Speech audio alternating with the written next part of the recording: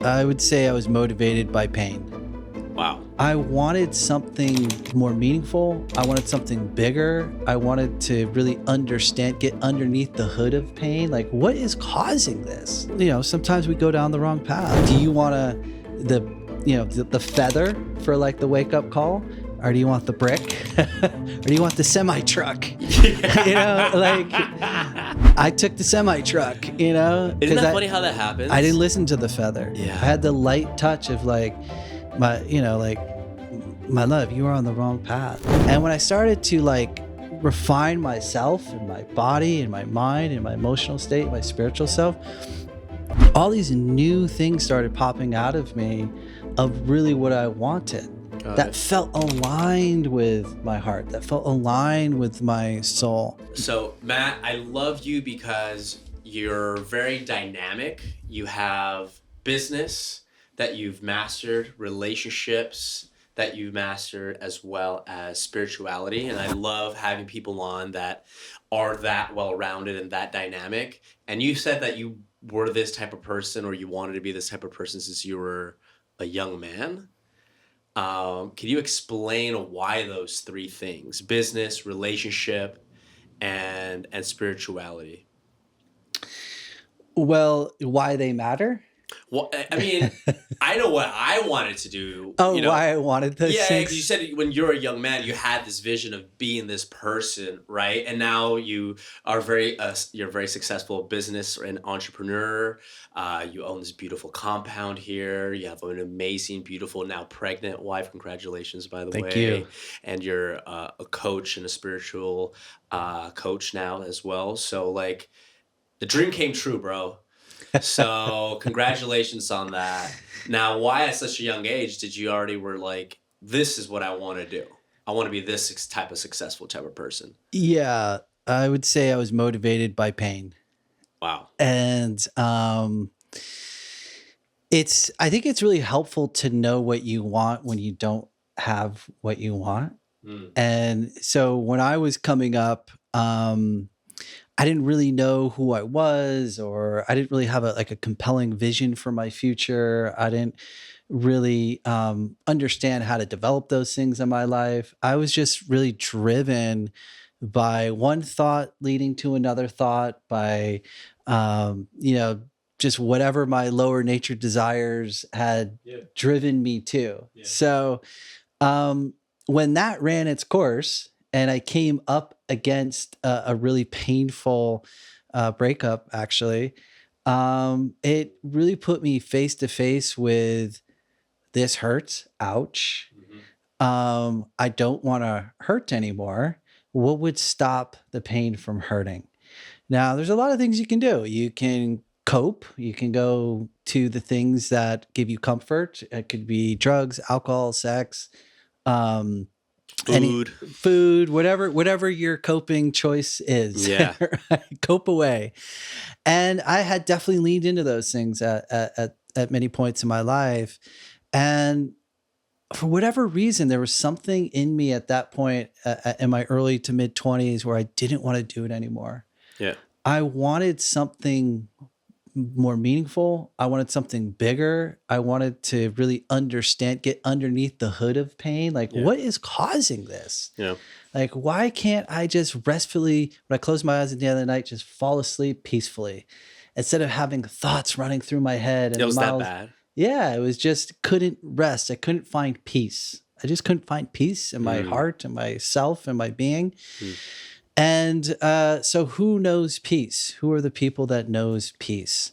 And that's who I was looking for. It's like, who knows, who's in the love space, that can really teach me about my own heart, about my own soul, about my own like longings in life, and how do I discover these things? And so I went down a path that led me to some practitioners that really understood how to help me navigate that internal parts of myself. And when I began to learn those skills and unearth these deeper aspirations inside of me, new visions began to arise. Visions that were deeper within my spirit and my soul, that were like really big, high visions in my life of what kind of partners do I want to have? Was And this like plant medicine that you did, it or was just meditation. is this the And Sufi stuff that this you? was it. Yeah. So I studied Sufi healing for nearly 20 years now. And I met a master Sufi healer, and Master Sufi. is from Jerusalem. And he opened up a healing school in North America that I ended up going to and attending for 4 years. What is it called? It was at the time it was called the University of Spiritual Healing and Sufism. Beautiful. And that's actually where I met my wife. That's where I went through major transformations. Yeah. And through these transformations was new ideas about how I wanted to live my life, like raising the bar of integrity in my life, raising the bar of happiness. And I didn't realize how low those bars were until like I really was able to witness myself in a way that showed me that, man, I just been like stuffing shit sandwiches down my throat for so long and calling that happiness, you know? And so I'm like, I want clean water. I want clean food, like metaphorically speaking. And when I started to like refine myself and my body and my mind and my emotional state, and my spiritual self, all these new things started popping out of me of really what I wanted. That felt aligned with my heart, that felt aligned with my soul. Like I wanted to have a partnership, a marriage that was significant and meaningful, where we could hold each other accountable, where we could tell each other the truth, where we could communicate in a way that I had never communicated before, through vulnerability and authenticity, where we could see each other, and I could see her and she could see me, the parts I didn't want to show anybody, to really reveal myself in that way. And so when I started to learn how to heal those parts of myself, I was able to step up and be that for somebody else. Yeah. And that really attracted the kind of quality person that came into my life that ended up being my wife now. Yeah. And we've been, happily married for 15 years and have this incredible marriage. So all this stemmed from a hard breakup. Pain, the doctor pain, right? Yeah. I mean, what else is going to motivate us? Yeah. So I needed, at that point, I was just really going through the flows of life with no real direction or no anything. Yeah. Didn't realize how kind of unhappy I was, and compared to the levels of happiness that I've been able to discover through healing and through getting into the parts of myself that I wasn't aware of.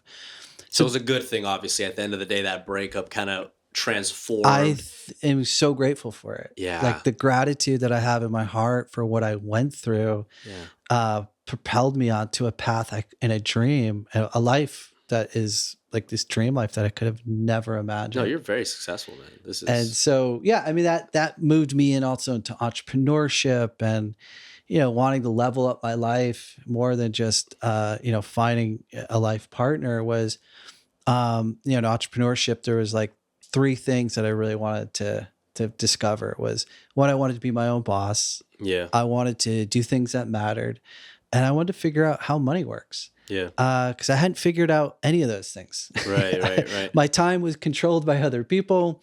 I didn't really feel like I was contributing much into the world, and I was dead broke. So like, not a good fucking combo. So I was like, just muttering along in life, bumping into whatever I ran into, instead of having real conviction and real desire and longing to up leveling things. And so I didn't have the skills at the time to do those things. That was something I had to develop. Yeah. Was learn about, how do I get my time back?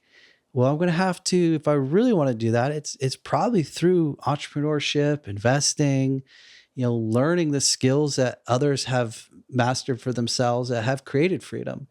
And so I began to study others who've done it for themselves, took from their examples and started to apply it in my own life. Yeah. Yeah. So that's beautiful, man. Yeah. And then you created your own business. What was it called again? What was your business called? So the first company I started, and I co-founded this, I had a great partner who became one of my best friends, and we owned it 50-50. It was a healthcare company called Excite Steps. and we provided therapeutic services to kids on the autism spectrum. And we eventually developed clinics and in-home care and things like that.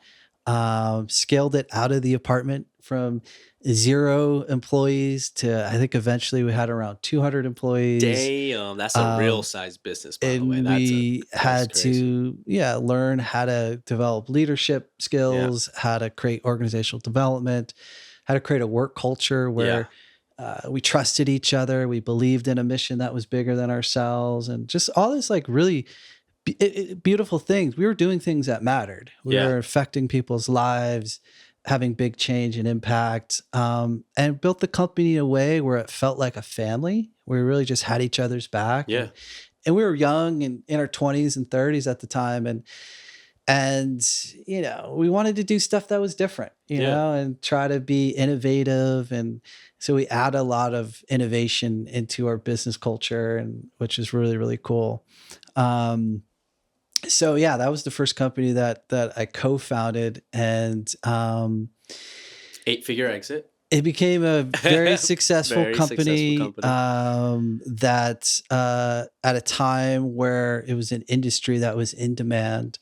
And I actually ran into some unfortunate health issues because when you're building and scaling, it's going to require a lot of you. And so I was working 80, 100-hour work weeks for years and years and years. And how many years do you think? Probably 5 or 6 years. 5 or 6 years of just 100-hour work weeks. 6, 7 days a week, round the clock. I had, when we started, it wasn't a, overnight success, as they say. It took a lot of effort, and I had to pay for my life. And so I had a full-time job that paid for the bills while I was trying to get my side hustle, if you will, off the ground in the very, very beginning. And so that took a long time to figure all that out. So I was working a full-time job. I had 2 full-time jobs, essentially. That's what accumulated the amount of hours that I was working. Wow. Mine was not a, you close your eyes and you open them and boom, it's this overnight success. It was grueling. It was failures. It was setbacks. It was, big learning curve, making mistakes, growing through those failures, learning, fixing them, improving upon them. And then you slowly build this like momentum along the way. And now it's like, oh, that's how that works. Oh, that's how we put this together. Oh, that's how you develop the funding, or that's how you create this or that. Yeah. It took me like 5 or 6 years to find success. And then once the success started to happen, that momentum took off. And we spent 7, 8 years of just like going in a straight line up. That's awesome. Where we were really, really kicking butt. And so, but along the way, I got pretty burned out from that kind of lifestyle. You also mentioned to me that you felt like you had like golden handcuffs in that situation. Yeah, well, as the business took off and was becoming successful, my health wasn't successful at that time. And I was trying to solve that problem. I'm like, why am I so fatigued? And I had chronic fatigue, just like an autoimmune issue. And it's really trying to understand that and heal that, and going to healthcare practitioners and going to alternative medicine, allopathic medicine, investing a lot of time and money into solving this. And despite my best efforts, I wasn't really solving it. And this was something that was brought on by stress. And I was under chronic stress. And I think in a meditation that I did, what came to me was I really needed to change my life. I needed to try to remove as much stress as I could out of my life so I could really focus on healing. And that's what motivated me to want to sell the company, because it was a great company. We were doing really well. There's like amazing people involved, but I wasn't doing well. My health was really struggling. And so, and we, I had put 13 years into it and felt that, I took it as far as, I felt like I could go with it, at that time with the health that I had. And I really needed to, change my life. So it was a very hard decision to come to. And I had a partner that I had to talk to about this. And I had a team of people that I really, really cared about and was really concerned how it would impact them.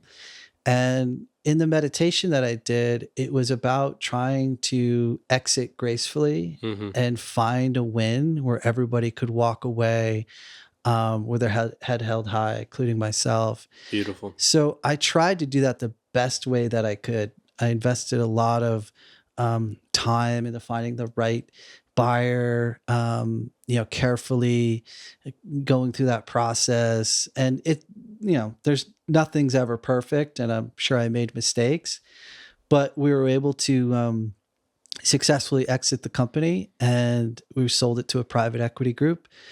And yeah, we did really well there, and we tried to take care of people on the way out as well and set the company up for years of success. And so I was able to do that, which allowed me to essentially retire in my late 30s. And, That's so cool. Yeah. And then then my wife and I started a real estate investing company that she basically operates and creates a lot of passive income and freedom in our life too. So to do the things that we really want to do, and was able to heal and take time and rest and regroup and travel and do a lot of things that I dreamed of doing. And now I want to pay it forward and help the next person out. Yeah. Dude, that's such a beautiful thing. Now you're free. You could travel while still making money. And you got a baby on the way. So now you have the freedom to live the way you want to live while raising your children. Yes. I remember you mentioned to me that, like, if you could do it again, you would do it a bit differently and not sacrifice your health. No. Now, that's easy to say in hindsight. That's what I'm thinking. But I'm like, it yeah. wouldn't have given me, again, like the pain of the breakup put me on a path to find my wife and the most amazing relationship of my life. The pain of health setbacks put me on a path to unearth financial freedom that I don't think I didn't know anything about. I wouldn't have been motivated to discover. And really put me on a path that is the right path for me. What's good advice for young men that hear something like that and feel like, all right, well then I'm just going to break my health and get money? Because like sometimes we're dumb, to be honest. Like a part of me is like, I guess the only way to be successful is I'm going to have to just run myself to the ground, if someone hears this, they're probably thinking like, okay, there it is. There's another sign that like every successful person gets some kind of sickness on their journey. Then they get better, then they get money, then they get healthy. I mean, my business partner exited with me with perfect health. Okay. That's perfect. Okay, there you go. Doesn't happen to everybody, All right. And then he went on to start another business. So it just was unique to me and the lesson that I needed. And it was really about me finding my path, my right path, the path that's perfect for me. Yeah. And so, sometimes we go down the wrong path. And do you want the feather for like the wake up call? Or do you want the brick? Or do you want the semi truck? Like I took the semi truck, Isn't that funny how that happens? I didn't listen to the feather. Yeah. I had the light touch of like like my love, you were on the wrong path. And I'm like, no. I was just so like blinded, just like that. Like, no, this is the only thing I know how to do. This is what I'm doing. This is right. Instead of like taking the blinders off and being open to what else is possible, I eventually got there. Yeah. Shit. I eventually was like, okay, I give up. What else is out there for me? And gracefully got led in the direction that felt the best for me. Yeah. And now I'm like ecstatic about where it ended up. Yeah. And I feel like I could have, a lot of entrepreneurs don't get out. Yeah. They stay in till the end, till 70, and now they're wheels roll off. till the wheels roll off. Wow. Where I was like, I didn't need to stay in for decades and decades and decades. Like, Yeah. I did finally listen to what my body was screaming at me, and took those, took those sort of touches and be like, okay, what do I want to do? This is clearly not the direction that's working for me. What is the right direction? Yeah. And so I actually came all the way back into like what I really loved was meditation. And the kind of work that I did was I care a lot about people. I love to give and be in service and to support people. But it was like the way I wanted to do it was through coaching and meditation and consulting, and not necessarily having a large healthcare company. Yeah. Yeah. And now the Sufism, like the Sufi teach. Can you explain that real quick? What Sufism is? Is it the mystic branch of Islam? It is. Yeah. Okay, So every path has a mystical, like Christianity has the Christian Gnostics. Mm-hmm. Judaism has the Jewish mystics, Kabbalah, right? Kabbalah. And then Islam has the Sufis. So it's kind of like, if you look at a tree has bark, right? Mm-hmm. The religion is like the bark, the rules, the do this, don't do that. Mm-hmm. And then the sap of the tree, the sweetness, is the mysticism. That's where you're having these mystical experiences. You're having this like direct communion or direct alignment with the divine. And you're like really opening up your heart and your soul and having that witnessing. Now, the bark protects the sap.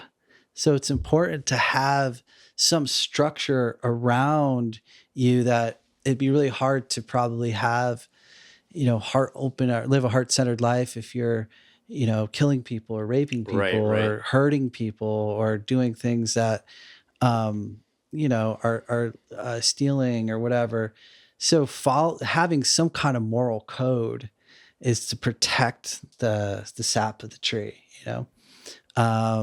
So yeah, I try to be a truth teller and have integrity and do right by people and follow a moral compass to protect my heart, in a way. I don't like to lie. I don't like to cheat or any of that kind of stuff. Got it. And so, in Sufism, it's really it's all about the love, the sweetness, the heart, and like how to actually discern where you are. Like, am I in my ego? Am I in my heart center? Am I in my soul? Am I in a deeper part of that, the secret? Like, how do I travel from here to here? Like, how do you do that? And what does that feel like? And what does that experience taste like?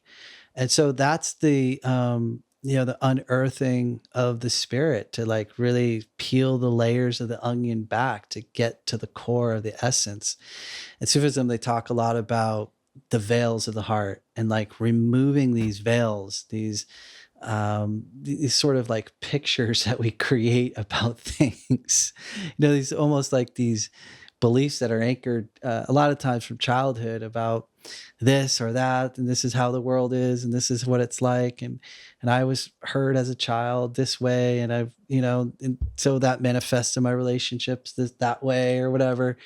And it's like healing those pain to be able to truly see who you really, really are through the eyes of the divine. And the Sufism, since it's part of the mystic part, is it still in relation to Islam, or are these their own teachings? They can be their own teachings. There's a lot of Sufis that aren't related, that are on their own branch. Yeah, that are separated out. But traditionally, there is like a connection between the two. These aren't like people in the same class who just were like the shroom kids and we're like, like we know that stuff, but now we're one love. Like, is that like the way it went, or how did it go down? The way I found Sufism was I wasn't looking for anything. Yeah. I was looking I wasn't looking for a religion. I wasn't looking for a path. I wasn't looking for anything. I was just looking to not feel the pain that I was feeling. Yeah. And when I found this, she called herself a Sufi healer. She taught me a meditation that was like a Sufi meditation. And when I did that meditation, the pain left. Damn. And I became very, very curious about what this is and what happened to me and how did it. Now, it left momentarily, came back. Sure. Then I had to do some more meditation and it would leave again. And it was kind of this dance. Sure. Until I could clear it completely out. And so I wanted to understand how to do that on my own without the assistance of someone teaching me that. And so there's a system, like there's a Sufi system of healing, and there's practices that accompany that system. And it's really just being in this state of remembrance of the divine 24 hours a day, and like being constantly in that awareness, and how to develop that muscle so they're so strong that you can feel the subtle realities all the time. And then when you get disconnected or out of that alignment, there's like practices you can do that help you come back into that ocean of mercy, that connectedness. And so you can learn these practices, and there's daily practices that you can do. And I began to study that and learn that and put that into my life. And I began to, it's kind of like working out, when you first go to the gym, you lift a couple weights and you don't really know what you're doing. Right. But when you start taking it serious, like I really want to get fit, I really want to lose weight, or I really want to gain muscle, there's a system to working out that will help you do that. Particular diets, there's ways to lift the weights, there's ways to rest, there's so like learning how to do that, it will create results of being more fit if you're working out. And if you're doing like spiritual muscles, it'll give you the results of more peace, more compassion, more harmony, more mercy, more love. These are the qualities of the divine. Oh, yeah. And so when these qualities start to grow in you, people start to witness those in you. People around you start to change. But it's because you have changed. And the people reacting to the way that you've changed is now changing. And so that's what I started to see. I softened. The rough edges around my heart really began to soften and just go away. The anger, the shame, the resentments, the pettiness, like I began to really, really heal and change. Yeah. And so the way that I brought, brought myself into my work changed too. And the types of, the way that I could lead as a leader began to also show up, so people were responding to my leadership because of, I don't lead in an edgy, hard, angry way. I really lead with compassion, mercy, and love. And I try to hold people in that space. Now, not that I can just be steamrolled and I don't have, I have boundaries and I have, autonomy and things like that. But I often try to see people in their highest light. And when I do that, it's like they soften. Their rough edges get relaxed. Yeah. And we can start to just be humans and, just be authentic with each other and be real. And so, I've been practicing that for, 20 years now, daily practice of a lot of the Sufi practice. I've also incorporated a lot of other things that I've learned along the way too. And kind of created my melting pot of my spirituality and who I am. Well, the one thing you showed me that I changed me a lot was connecting with my heart a lot more. Yes. Like I am when we worked together, it made me realize on how headstrong I've been my entire life and how much of an asset me being headstrong was for me, but how much I've closed my heart or not been able to reach down into my heart and come from my heart, which sometimes even as I say this makes me feel very like woo woo of like, oh, come from my heart. Like I'm still learning on how to feel comfortable with that. Of course. And what does that even mean? Right. Well, I think for me, it means like making decisions through love. Yeah. I mean, if you're triggered, and you're in reaction, that's a horrible place to make a decision. Terrible. You're probably going to make bad choices. Yeah. Right. And you're probably going to have bad outcomes. Yeah. But if you could resolve those things, the anxieties, the parts of you that are off balance, and bring yourself back into alignment and harmony, and wait and listen for like your highest intentions instead of following your lowest intentions, your outcomes and results in life are just going to be extraordinarily better. The types of partners you're going to pick, the strategies in business of how to create more income or economic success in your life. I contribute a ton of the results that we got on that level through meditation. Yeah. Like, what investment do I go into? Who do I trust in that investment?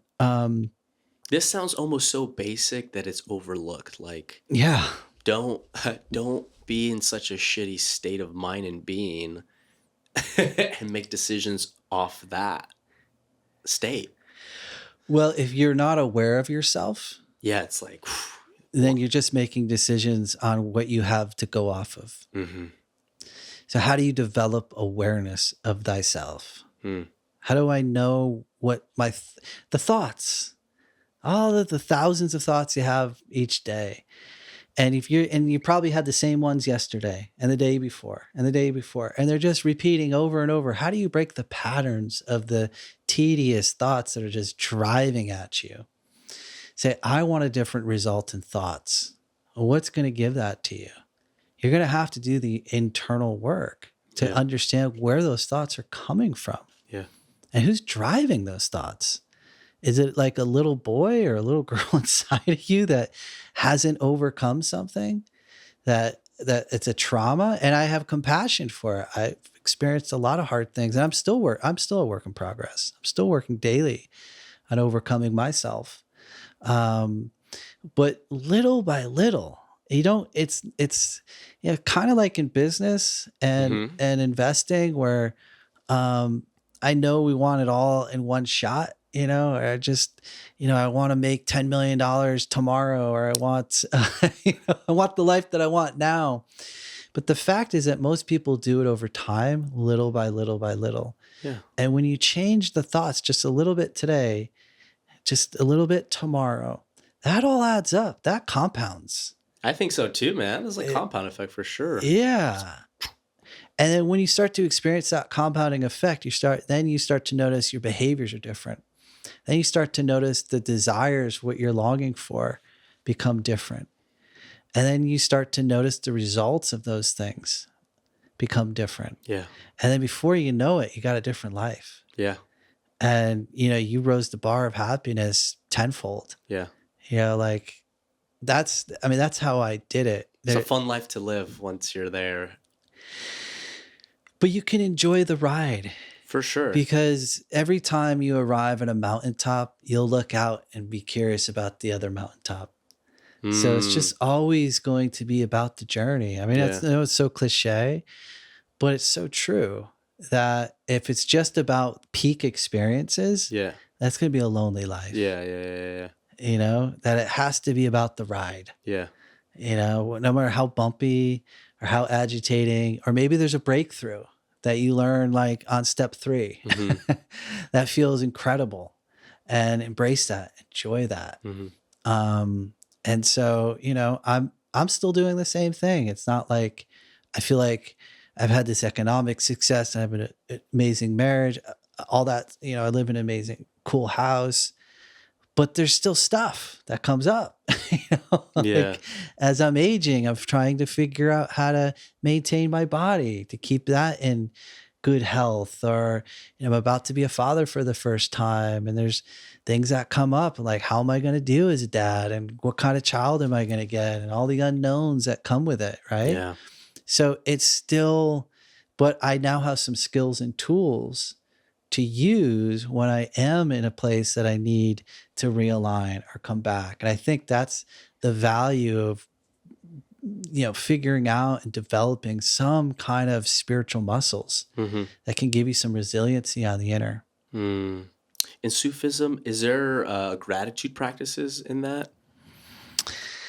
Yeah, of course. Of course. Okay. I just don't know I don't know too much about it. I think I know Buddhists do a lot of gratitude. I just don't know if I think the Sufism way it's, I've been in tears of gratitude for things that I've received out of nowhere that or something I overcame that I had no idea how I'm going to get over this hurdle. And then I get over the hurdle and I'm just like praising the one, like I turn to the divine and thank God. Yeah. I don't think I could have done this on my own. Yeah, of I course know not. I couldn't have because I didn't know how to do it. Of course not. Yeah. And like that light of direction came into my life and opened up the door. And I was able to walk through. It's like, yeah. Beautiful, man. I am in gratitude. That's awesome. Being in Yes. gratitude has actually been one of the most life-changing things I've ever experienced. Yeah. Just constantly being like, even just for all the small things and constantly just being like grateful and thankful just shifted my entire mindset. So I just didn't know if Sufism had something like that as well. But yeah, I mean, it's turning your heart back to the alignment of the divine. And every time you do that, your heart's going to be grateful. There's going to be an energetic exchange because once you feel that back, and like when you don't feel it and you're kind of like stuck, right? And you get unstuck and you're back into this flow and it feels amazing.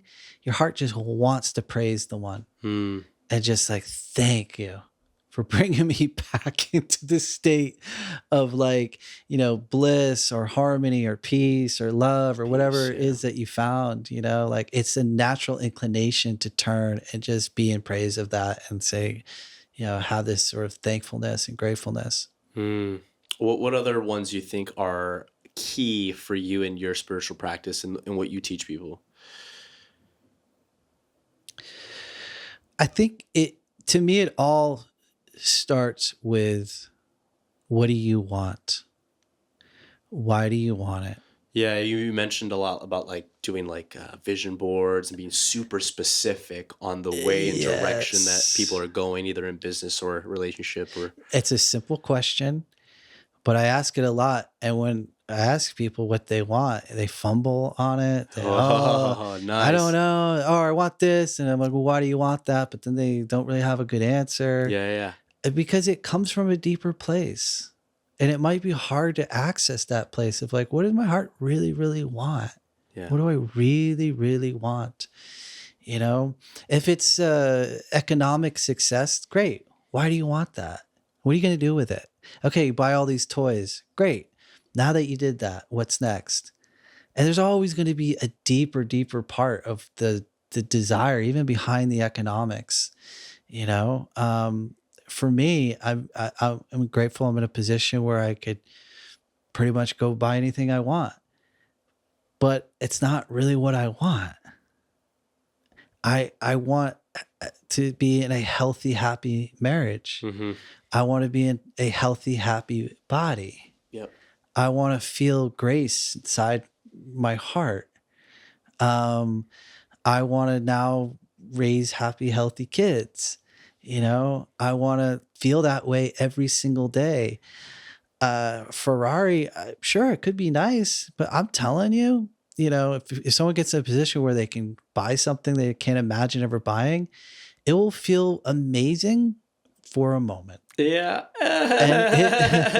And I'm telling you, it will fade, and then I got to buy the next thing, and it never ends. That shit don't stop, man. Isn't that crazy? Never ends. And if it's a flex, and it's just about an insecurity issue, you want people to see how great you are, or this or that, and I have compassion for that. I'm not judging that. That's there's a shallowness to that. Absolutely. Without reflecting on why you're doing this. Yeah, I mean, if you can go out and drive a beautiful car and just be totally content and be like, I don't need this. Yeah. Whether I have it or I don't, I'm at peace regardless. That's a great place. Go buy it.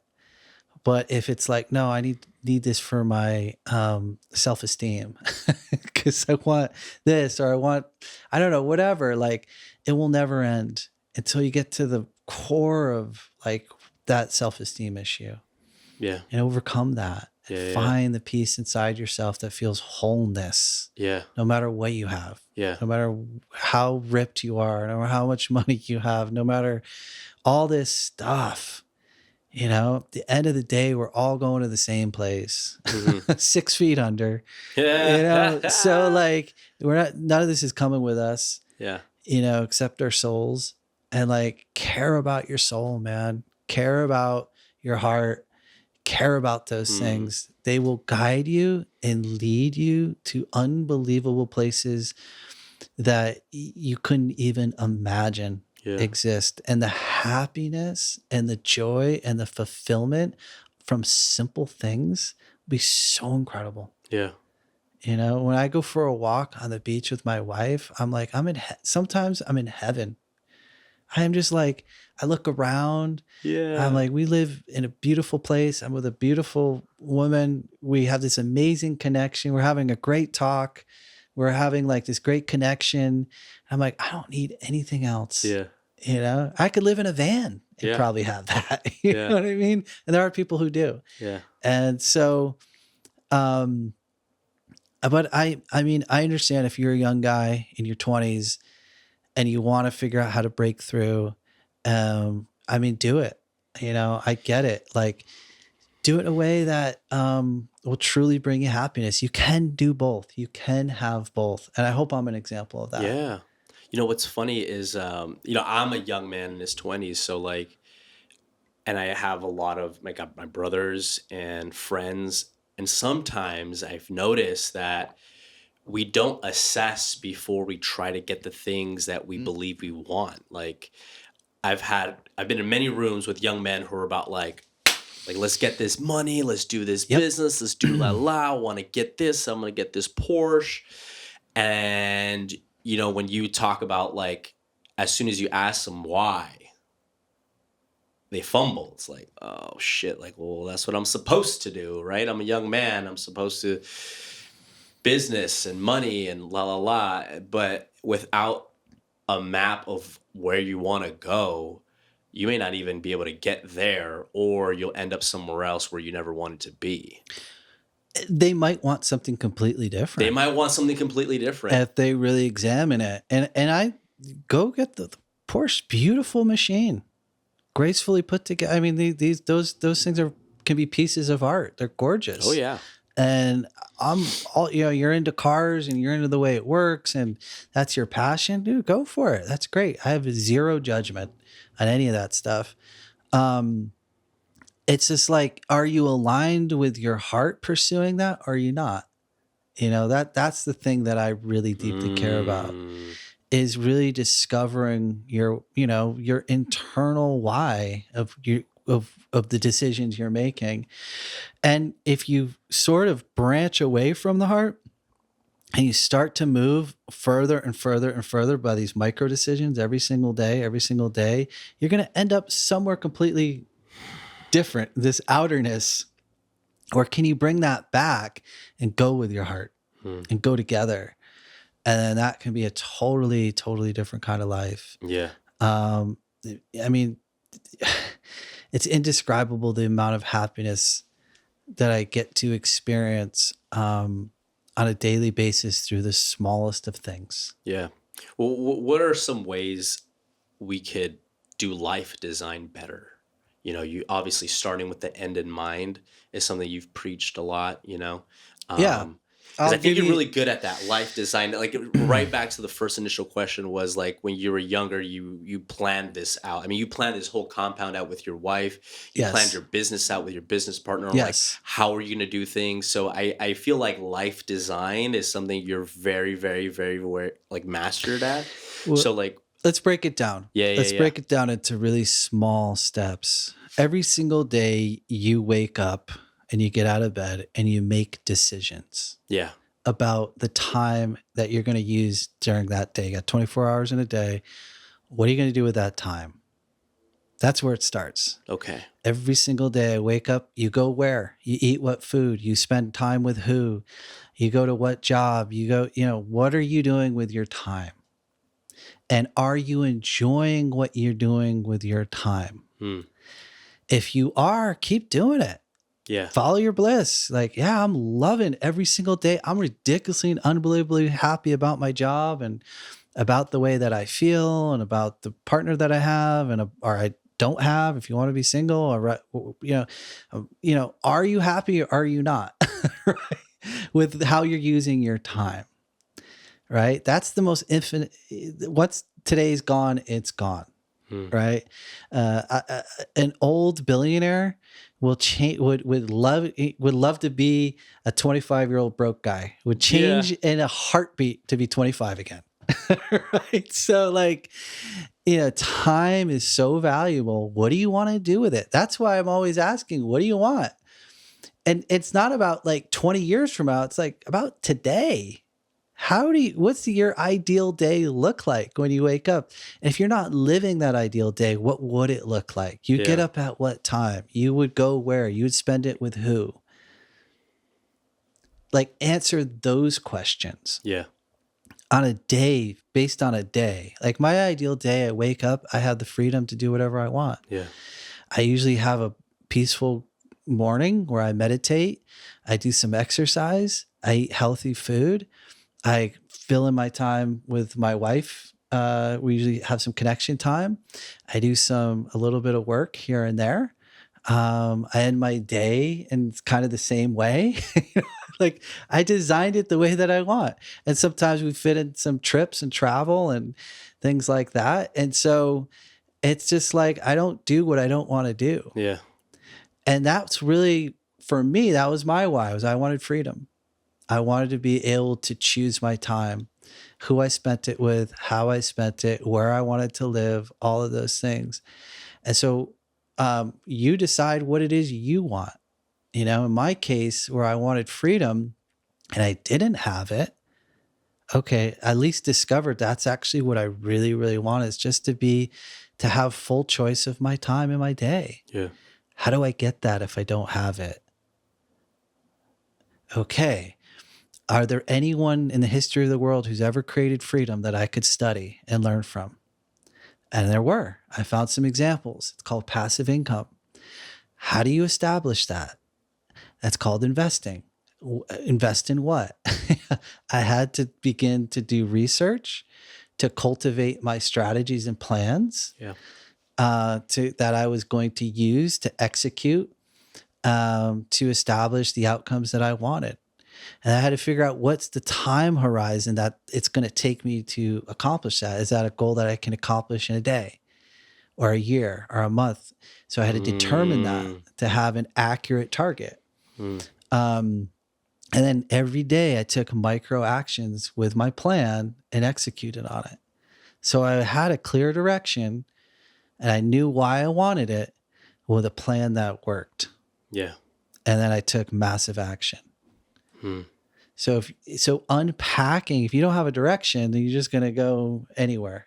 You're not going to know why you're doing what you're doing. You're just going to waste days. Yeah. I feel we're all kind of stuck there at that starting point sometimes. Yeah. Like most I was people, too. You know what I mean? Yeah. Totally. And it's almost like scary to take that responsibility. That's a good point, Miguel. Because that is taking responsibility of your life and being accountable to your life. No one's going to rescue me. I'm on my own.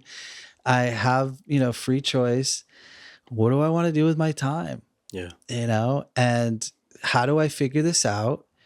And breaking it down into really small bites. Sometimes it can be overwhelming, right? The distance from where you are and the goal that you want to achieve. Yeah. Right. And when you get into that overwhelm, that's where meditation is useful. That's where like using some of the personal development skills. What's overwhelming me about this goal? Maybe you don't have the right plan. Yeah. maybe your strategy sucks. Yeah. And that needs to be edited and updated. Yeah. So you do have the right plan. Yeah. And now you're back on track because you can actually execute and take an action because it got shrunk to a size that you could handle. Right. I'm just giving examples of how great. sometimes people get off track. Right. So, and that's where like a coach is useful. Yeah. Like I've invested in so many mentors, coaches. Oh my God. Tons of my time and resources have gone into paying for help and support to solve these questions, to have the guidance of somebody who's done it before me. Yeah. Give me their wisdom, to have them take a look at my plan and strategies and say, hey, are these any good? To help me clarify my targets and goals and visions so tight that it's not broad and like all over the place. So I think that's an area. If I was a young person, I would hitch on to someone who's done what I want to do, and I would try to become their best friend or hire them as a coach or a mentor and ask them for help. Say, can you help guide me? How did you do that? Yeah. I want to learn and study from you. I did that with my spirituality, where I found a master Sufi teacher to teach me. Yeah. I did that in business. I did that in relationships, where I worked with people who had amazing relationships that I wanted to learn how they did that. Nice. So my wife and I still do like relationship work. Yeah. So really in all areas of my life, and in finance and investing, I've taken tons of meetings with people who are ahead of where I wanted to be and say, how do you do that? How do you invest? Where do I invest? How do I learn about this? And to study from them, to get guidance. So I didn't just pull myself up from the bootstraps, as they say. It was a village. And I reached out to people and I took action to try to find resources and support and wisdom for people who've done it before me. Was that a natural thing or for you to seek help? That was part of my strategy. Okay. That was part of my plan. That came to you as an obvious common sense thing? If my goal is to create freedom and financial freedom, and I've never done this before, and I don't have a clue how to do this, who has done it?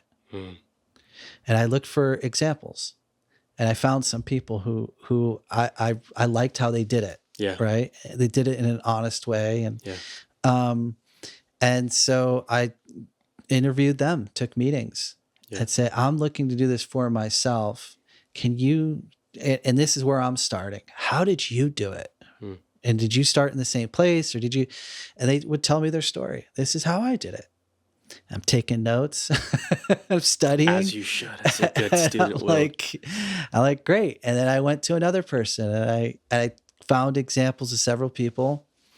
And my wife and I really, really liked, we invested in courses too. We took some real estate investing classes.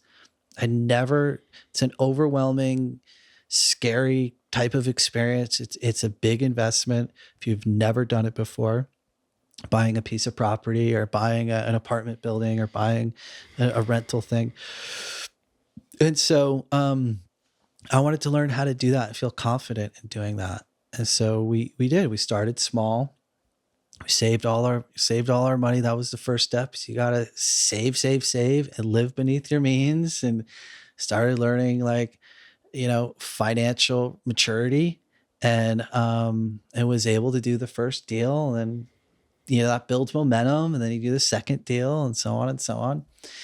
And so and your wife's so cool. Like, she's a great partner. Like, she's like, you guys are literally a team looking stuff up together. And I've never seen anything like that in my life growing up. So it's kind of cool to watch you guys even talk today at the table about like how you guys made a plan about your first deal of real estate you guys wanted to buy. And she was looking it up. She calls you to check it out, and you guys were working together. It's like you have two of you, you know what I mean? Like two of yourself. So that's the relationship stuff. A big part that helped in our relationship was really understanding who we each are and who we each aren't. Like, what's my wife's, Enneagram person? What's her personality? What's my personality? We're like, actually, you can take tests to discover these things. And that was like a huge breakthrough where I understood my wife in a whole new way. Yeah. Where I understood where she is on the spectrum of what type of personality she has compared to mine. Yeah. Where like sometimes we would kind of butt heads where we didn't have to. Because I realized this is what she loves to do and she's good at it. Yeah. So why don't I allow for her to do that? And this is what I love to do and that I'm good at. Allow me to do that. And then these are the things we like to do together. Yeah. This is my role and this is her role. Like having clear definition and like what she's responsible for and accountable for, what she gets consulted on, what she gets informed on, and vice versa.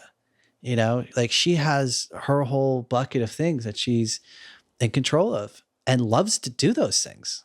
Like nothing's on her job description she doesn't like to do. And same with me. I get all the things I love to do.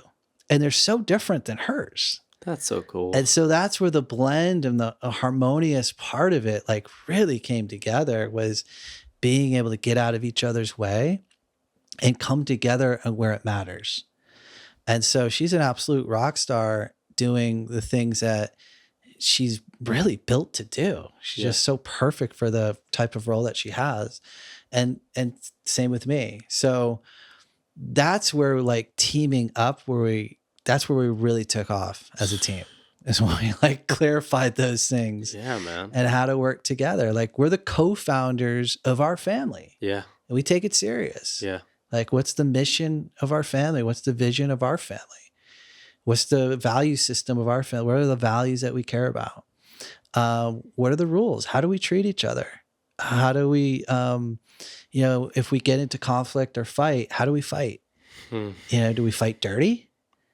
Do we fight with, these are just hard lines we'll never cross? We won't call each other these names. We won't put hands on each other. We won't, like those are just like off limit stuff. We resolve conflict, through active listening and doing our own work, taking care of our side of the of the lane. Like I have my work, she has her inner work, and so like it like all those things were really important. But we met at a place where we lined up with our values, and we lined up with the type of relationship we both really wanted to be in. Yeah. And so communication, understanding and defining what her role is and what my role is, what the vision of our family is and the mission and what we want to accomplish. And now we're adding kids into that. So we're adding a new layer. Yeah. But we clearly had, a financial vision for our family that we wanted to accomplish. So, and that's another great point of how people just overlook these things. Like, I think you're really good at that. Like, again, starting off with a plan to see where you want to go, defining the best roles for you and your partners in a business or in a relationship. Yes. Like, these are like so basic. Yes. I did the same thing with my business partner. When we co-founded that company, we had to do the same thing. And they're so basic things like, let's start with the vision. Let's find out what we're good at. And then we, like normal people, could just completely skip over these super basic things that could make things a million times better. Yeah. And same with our intimacy. What kind of sex life do we want to have? Yeah. Do we want to have a boring married sex life? Or do we want to have like a really exciting one that always is changing and growing? Mm-hmm. In every area of our relationship, we really treat it that. It's through communication and understanding and listening. Like, like my wife is my absolute best friend. I know that's cliche, but there's not another person I want to spend more time with than her. Yeah. I absolutely love to be with her. And she feels the same way about me. And so that's at kind of the bedrock, is this really respectful relationship, this friendship and we really, really deeply respect each other. And then from there, we grew the layers of like how to accomplish things together, and how to build the house that we want to live in. Dude, that's so beautiful. You know? Yeah. Again, I think you're like a master at like life design.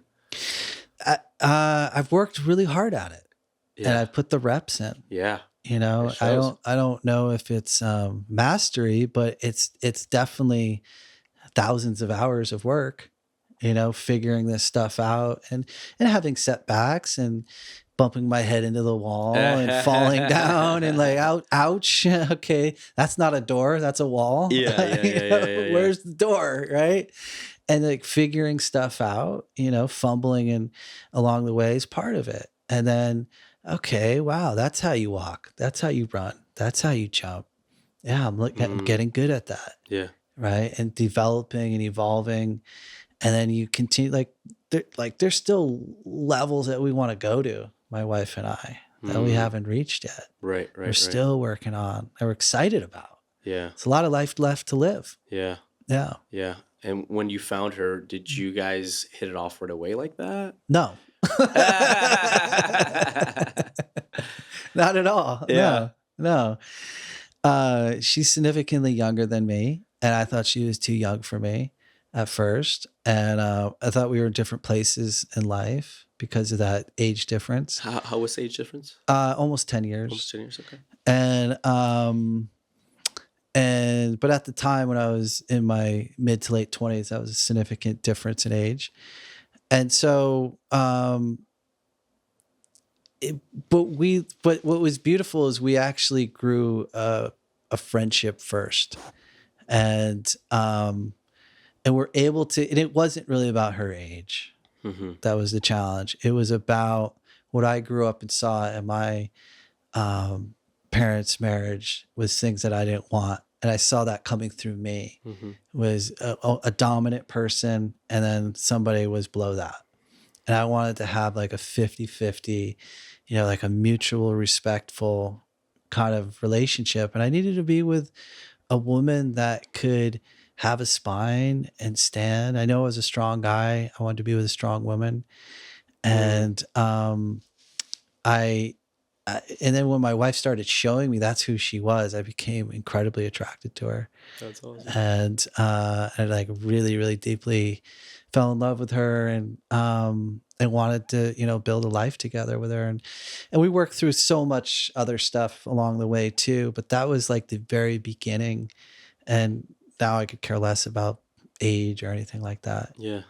That's beautiful, man. Yeah. I did have one note that I wanted to share, not completely on topic, but I remember one time when we talked about when you're running your business, which I've used in my life, so I want to thank you for this. You would give gifts to all the insurance processing ladies that would, you know, were because they were a big part of your team, even though they weren't under your own. Yeah. Right. You had to call the insurance, right? It was finding back doors. Like, so my type of company was an insurance-based business, and I was trying to get into the insurance world. Sure. Yeah. And so we were going through that process. And then when we tried to get in network with a lot of the insurance companies, they'd tell us they're full and they didn't need any more providers. And so like, how do you find a back door, you know? And so we came up with some strategies where we had a lot of our private pay clients who could now take advantage of the insurance. They just call your insurance provider, tell them you want our company, and they get flooded with calls. And eventually kind of broke the dam. Like, who are you guys? You know, gosh, we never got this amount of requests for one place, you know, in such a short period of time. And so we finally allowed us in, and then we just, you know, beat the door down by just doing incredible work. Yeah.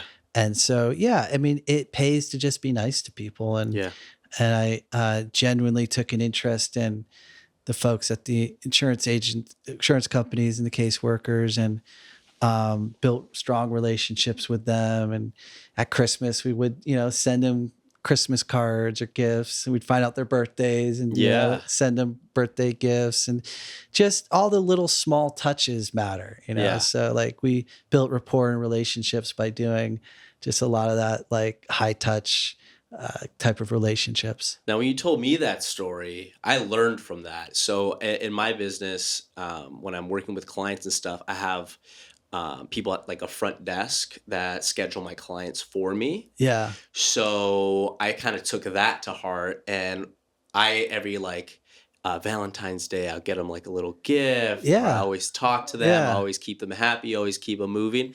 And like they work harder for me now. They're like, they love me. They're just like, oh, Miguel, I'm going to take care of him. Who wouldn't love that? Like, I mean, when people take care of me like that, exactly. I feel the same way. Exactly. You know?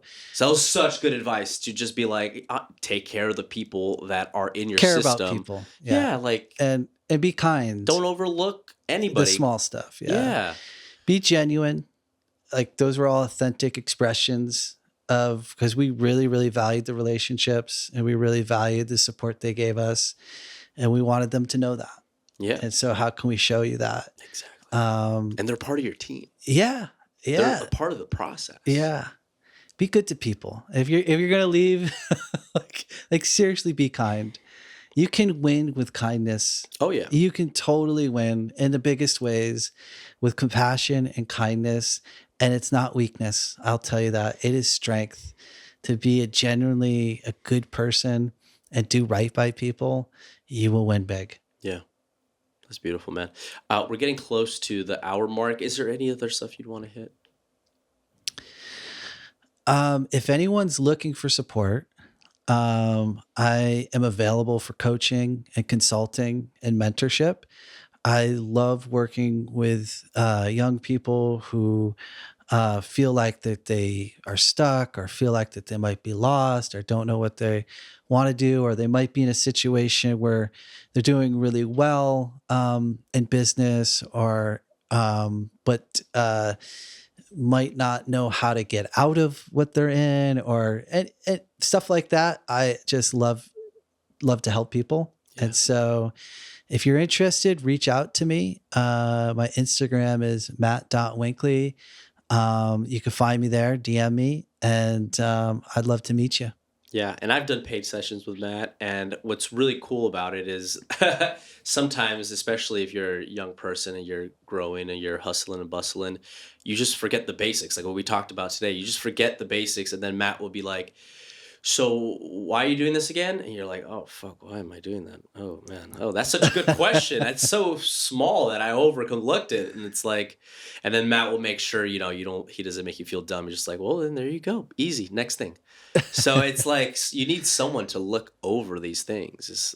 We all need allies. Yeah, absolutely. And I've had a lot of mentors and coaches that were worth their weight in gold. They got me through things I couldn't get through, and saw my blind spots. And then once I was able to help see that, I was on to the next thing. Dude, it's such a good help. So yeah, check out Matt's coaching, matt.winkey on Instagram. Yeah.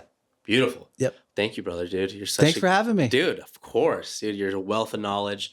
And I think we covered a lot of like awesome things that, the big thing for me here was things we just overlook, man. So small stuff. Small stuff matters. The basics. The basics matter. So small much. Steps lead to big steps.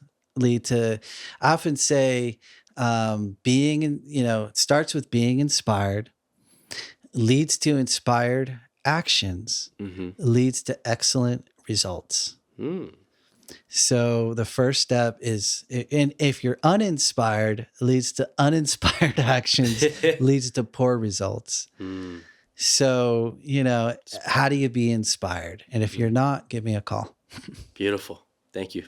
See you guys on the next one. Peace.